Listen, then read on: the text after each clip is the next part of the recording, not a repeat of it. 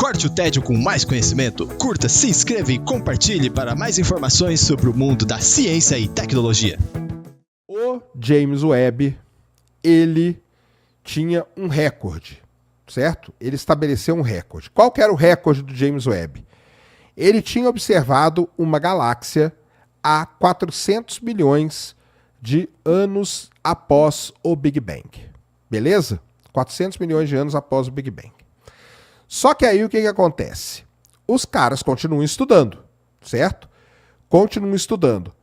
E o James Webb, agora, publicaram um artigo, ele simplesmente pulverizou o seu próprio recorde, tá?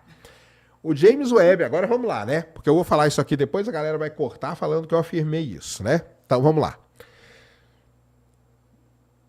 Vamos entender como funciona o James Webb. O James Webb vai lá e ele faz um negócio chamado fotometria, que é tirar uma imagem das galáxias e pela imagem tem como você calcular o redshift, que é o desvio para o vermelho, e estabelecer assim a idade daquela galáxia. Show até aqui? Depois, o James Webb vai lá e faz a espectroscopia. Ele tira o espectro da galáxia e pelo espectro você... Preste atenção que eu vou falar agora, galera. E pelo espectro você mede o redshift. Quando você faz fotometria, você calcula o redshift. Quando você faz espectroscopia, você mede o redshift. Beleza? Dito isso, o James Webb descobriu recentemente 5 candidatas. Prestaram atenção na palavra que eu falei? 5 candidatas a galáxias que estão localizadas a apenas 200 milhões de anos após o Big Bang. Esse é um projeto chamado Projeto GLIMPSE, que quer dizer Galactic Legacy Infrared Mid-Plane Survey Extraordinary. É o GLIMPSE, tá? A galáxia mais distante observada pelo telescópio espacial James Webb até o momento era a famosa GSZ-14. Ela foi vista quando o universo tinha 280 milhões de anos. Esse era o recorde. Então vamos lá. O recorde, preste atenção que eu vou falar agora. O recorde do Hubble era da GNZ-11, 400 milhões de anos após o Big Bang.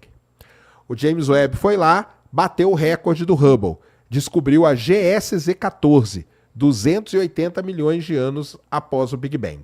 Essa é confirmada por fotometria e por espectroscopia.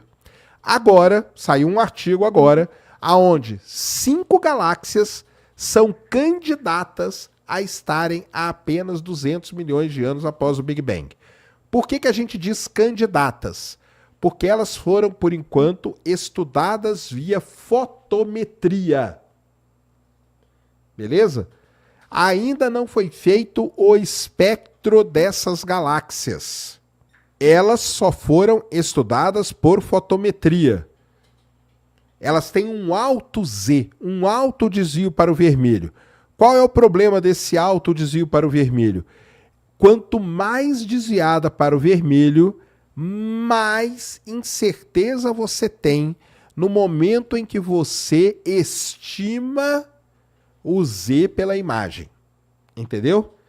E por isso que essas 5 galáxias, daqui a pouco, quando fizerem a espectroscopia, eles podem mostrar que não. Nenhuma dessas 5, na verdade, elas são muito mais velhas do que a gente pensava. Entendeu? Ou pode ser que uma dessas 5, ou né, uma delas, ou mais de uma, estejam numa região abaixo dos 280 milhões de anos depois do Big Bang. Isso é muito legal pelo seguinte: quando o James Webb foi lançado, o limite teórico dele para observar uma galáxia seria 200 milhões de anos.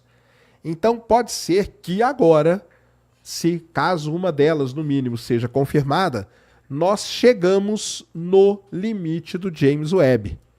E aí a questão que fica é, será que nós vamos avançar nesse limite? Então esse é um ponto. Uma coisa importante para falar, para observar essas galáxias são usadas as lentes gravitacionais. No caso dessas 5, O James Webb usou o aglomerado Abell S1063. Por quê? O James Webb ele não tem capacidade tecnológica para chegar nessa distância. Ele precisa de uma forcinha da natureza. Qual que é a forcinha da natureza? São as lentes gravitacionais. Então, através da lente gravitacional, através de um aglomerado de galáxia, o Abell S1063, ele conseguiu detectar 5 candidatas a galáxias que estão a 200 milhões de anos após o Big Bang. O Leandro Botelho ele fez uma pergunta muito legal. Já acharam as famosas estrelas de população 3? O que são estrelas de população 3? São as primeiras estrelas formadas no universo. Nós já achamos essas estrelas? Ainda não, tá? Existe a esperança que o James Webb ache.